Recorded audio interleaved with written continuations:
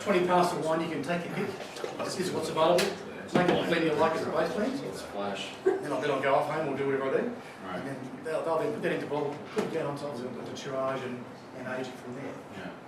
Then I'll go back again for the following year's bottling. And actually to scorch, and then I'll do all the dosage, with the sugar levels and so on and so on. So basically twice a year. So is that your first batch? Number 2, that's number 2. Two? This one? Just try it, just try it. This is 07?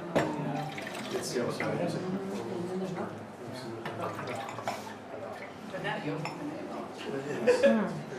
Nice, not very So, there is our Semillon. 90 Parker points, which I guess is good enough Yeah. Yeah. for a That's 20 kind of bottle. low for you guys. Gives you a 5-point margin to work on. Exactly right, next year, next year, 95 next year. It's like But I do reckon there's actually a correlation between price and score. If I doubled the price, I'm going to get 93 points. You think? That's what I reckon. And if you tasted it with food. This one, That's Oh, the kind of Semillon, true. the Riesling. you were saying that we got 90, 90 The points. racing on semi 90 points, 90 points for the Semillon? Semillon? Yes, that's right, that's right. And from whom? Miller, Parker. Okay. I guess the Anakin. Yes, WA. But it's fairly simple. This wine's had its first big apple. It's actually won. regular. 2 for more for 9 for the same. Kurt, turn around. I think the reserves at 91.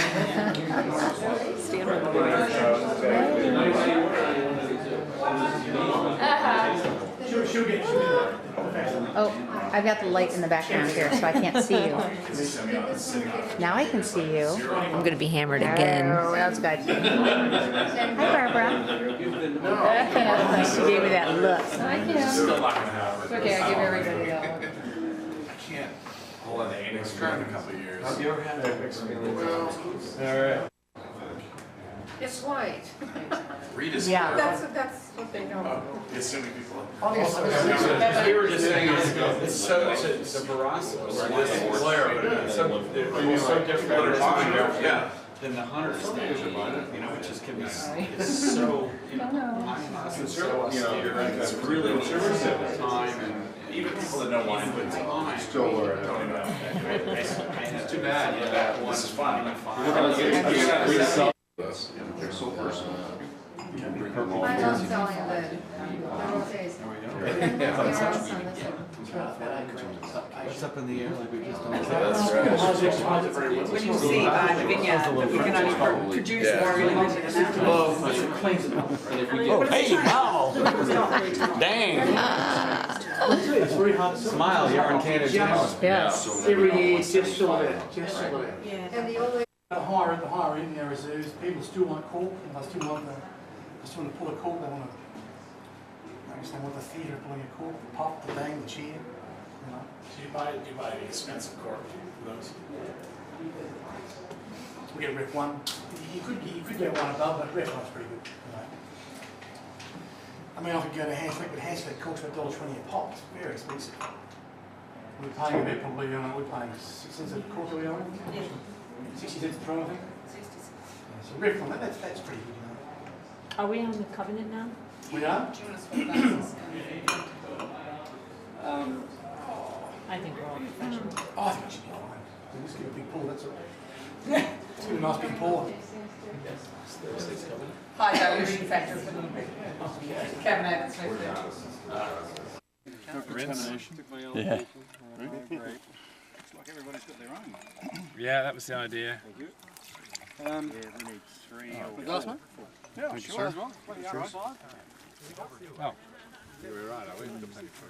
This is Say hello, Rob. 6? oh, six. Hello, You're going to be on YouTube now. Very, very young, but You know what? Little old 06.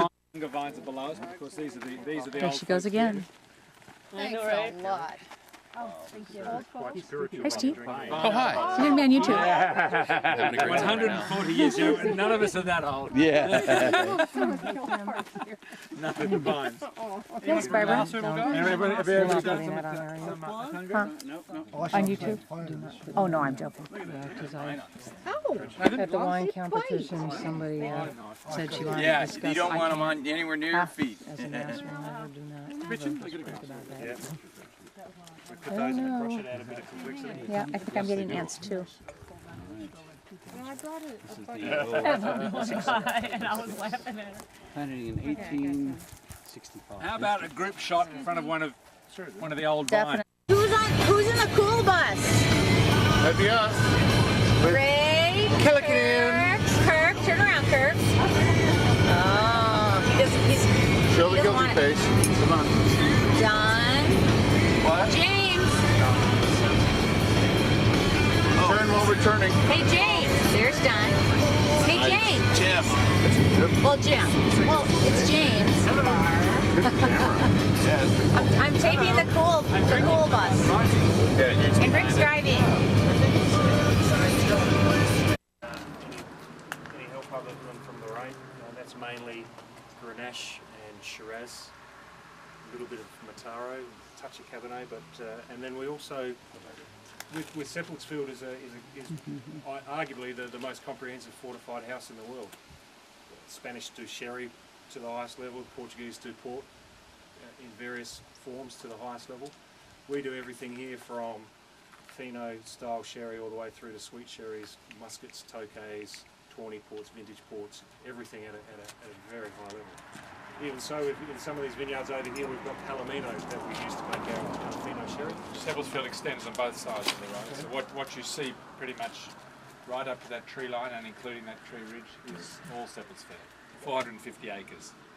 Acres or? 450 acres, yeah. I just talking acres is easy.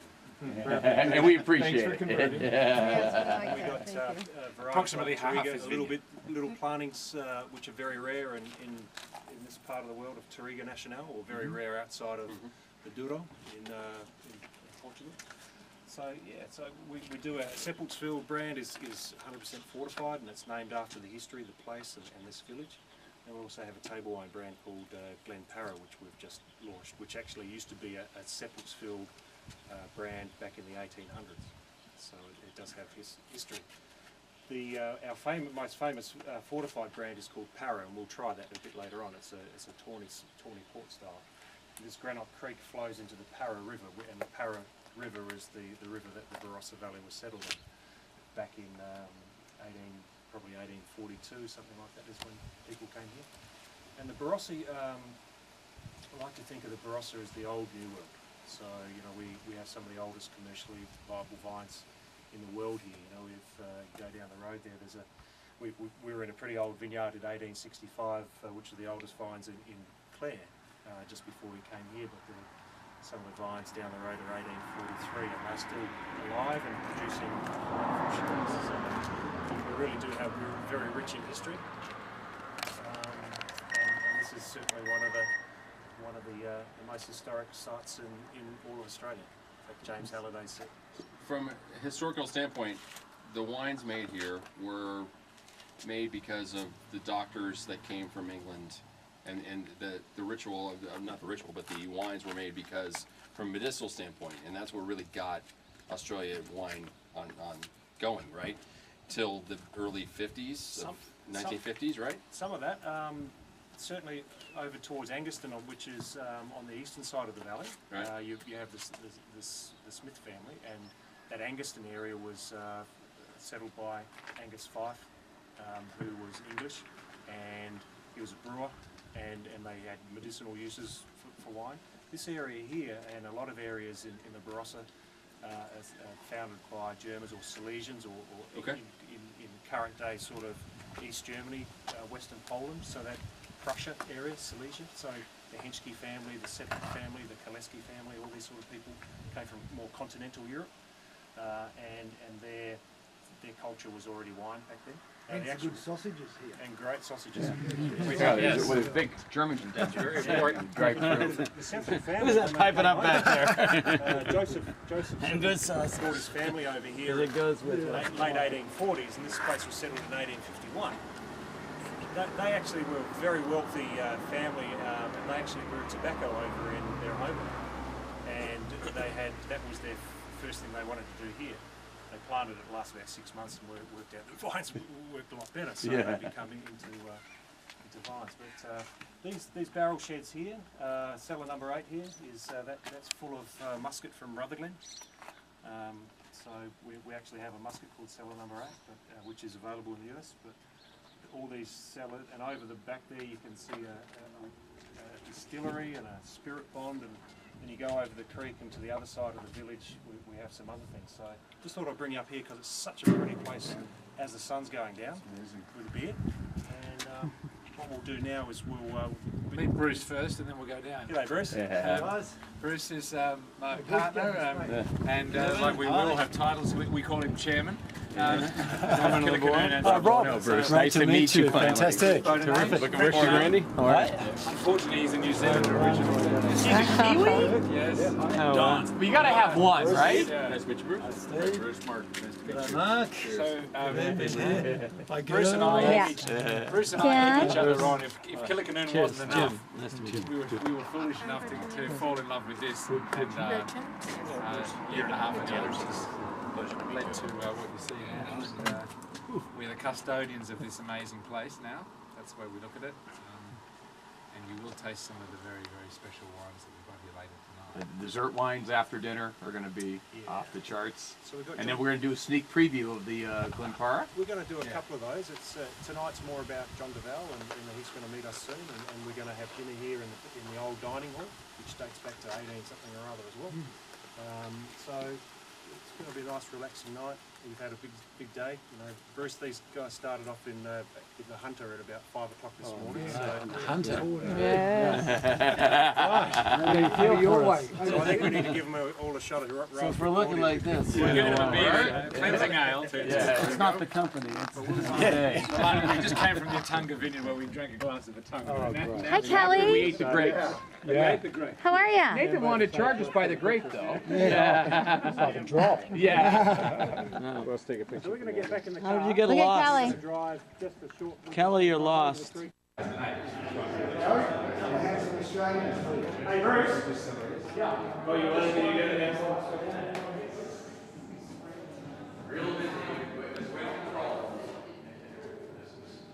Okay. All right, guys. Listen up. You can hear. So, I think we're probably standing, it's just my opinion, but maybe in the most historical cellar in all of Australia, where this is called the Centenary Cellar, and from the outside of the road you can see the beautiful bluestone building that took it 2 or 3 years to build. And when it was actually completed, to commemorate the opening and all the hard work of the actual building, Joseph Seppel said, no, Benno Seppel actually, his son, Joseph's son, this was back in 1878, said, go and get the best barrel of port you can find, and they did. And then he said, right, let's put it here to rest, and no one's allowed to touch it until it's 100 years old. No one's allowed to open it, and once it's turned 100 years, that same barrel, well then you can release it. And he knew that he would be long gone by then. But what they actually did is every year after that they did exactly the same thing. So what we've got in this room is a consecutive vintages of Tawny from 1878 all the way through to 2008, soon to be 2009 with the new vintage. Now we believe we're the only winery in the world that actually has consecutive, a vertical from 1878 all the way through to 2008. We've only got, the 1878, there's only a small amount left, so that's just in some glass. But behind you here, next to Bruce, that barrel there has still got 1879 in there. I think we'd probably get through about 50 vintages tonight. So we think we're probably the only winery in the world that releases a 100-year-old wine every year. 1878 continues every single year. So we make it every year. We start with 4 barrels. So you'll see barrels with the letter T after the 1993 T. That means it's a topping barrel. So there's a master barrel, but there are 4 barrels from each of the modern vintages, and that will end up in one small barrel like that, about 200 to 250 litres per year. I'm sorry I can't do gallons on this one, but that's what you get with the evaporation. What's the La Part des Anges for the evaporation starts out at about 3% per annum and ends up very little. You will taste a little tonight at the very end of the meal, and it's very viscous. You'll see, and it is the consistency is such that there's nothing left but kind of the essence of wine. and that's what happens after 100 years of aging. So we do sell it, typically at 100 years of age, but if people come and ask for one of the older vintages and we have sufficient, we will sell a bottle of those too. And they are, the actual age of a tawny port is the age at which it's bottled. So the 179 is now 130 years of barrel age, not 100 years. So it's had another 30 years of barrel age, as distinct from the amount that was released in 1979 when it was 100 years old. So we don't take it out of the barrel until either, as David says, if there are about 3 vintages where the remaining quantity is so small as to be too small to leave in a barrel, so they're now in glass. Every other vintage is in barrel and is bottled and then dated the day it's bottled. And that's it, including the 100-year-old.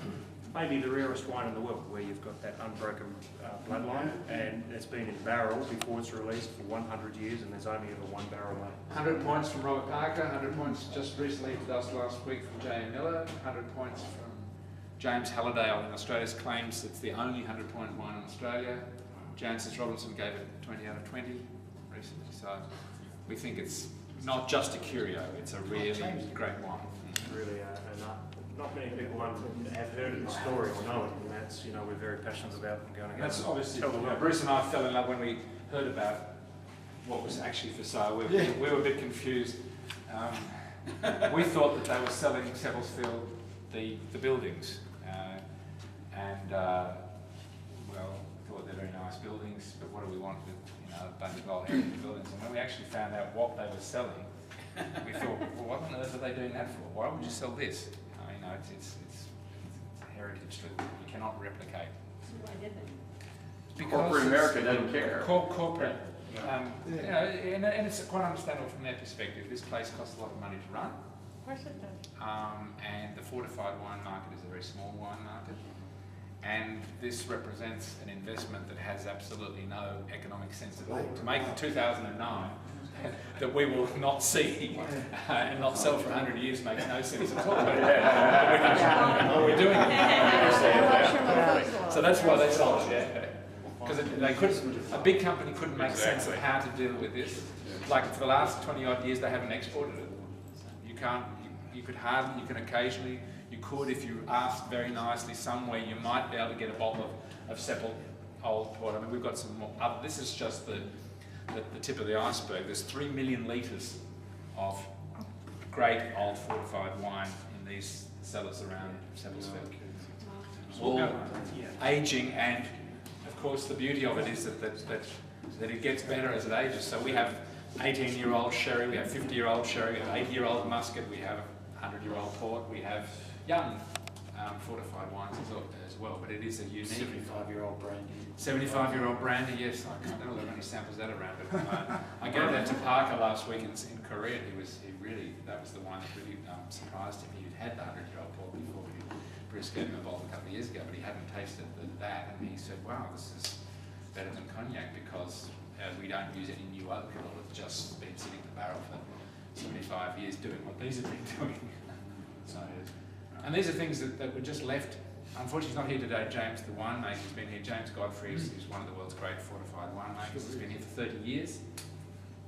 He's out in the field today, obviously, because it's vintage time. But he remains passionate about these wines, and of course, we work very closely with him to ensure that the bloodlines stay for the future. So their end of today's tour, isn't it, David? I guess. Oh, yes. For John Seppelsfield side, and now John Duval. Before we go to John Duval, we owe these guys a big thank you for the hospitality and the tour of the Barossa, and this place is spectacular. So thank you. We very much appreciate the hospitality. This is our first time through here as an Old Brick Cellar tour. So we're rookies just like all of our guests are today. And you guys did a stellar job, as not surprised. Not surprised. Thank you very much. Can we take some pictures? It made me realize somewhere there was the greatest strip drum. Can you get a hold of that stick?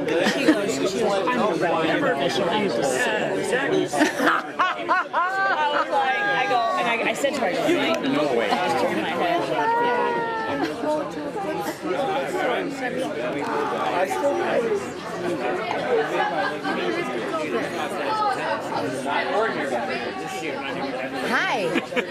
Yes, you're covering everyone. Hi, Rick. Hey there, how you going? How you doing? Welcome, guys. I don't have you zoomed in, so I'm not looking at your nose hairs or anything right now. Oh, good. Well, I've got some good quality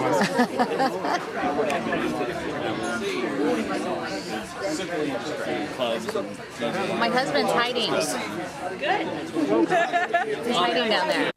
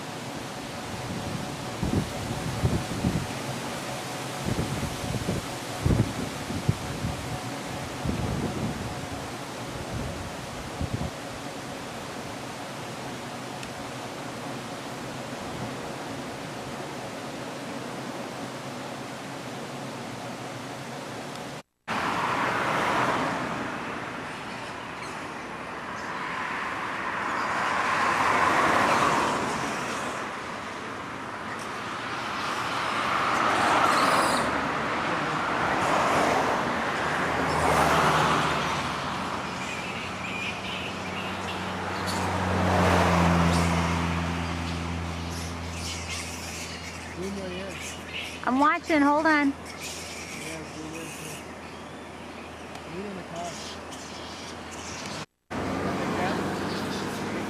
What?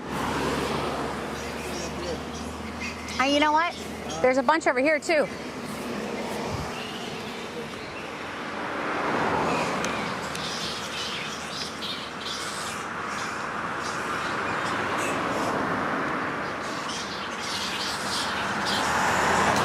What? Oh shit. Oh shoot.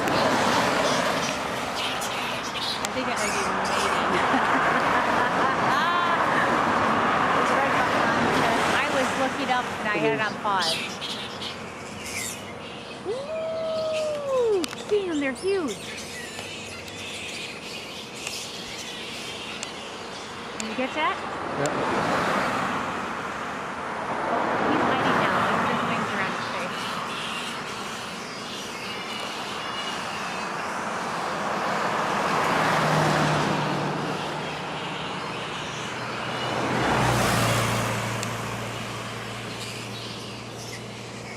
Listen to them. They're like yelling at each other, and they're huge, and they're furry.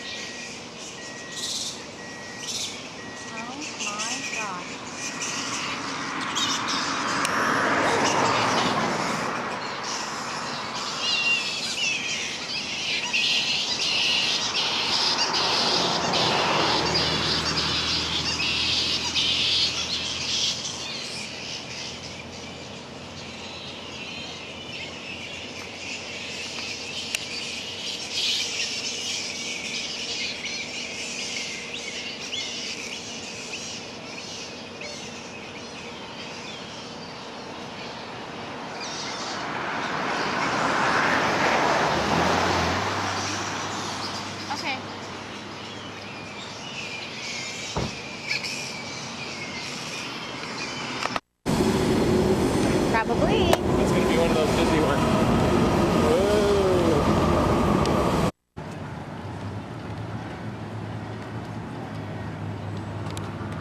Oops. Here's the Circle K station, downtown Sydney.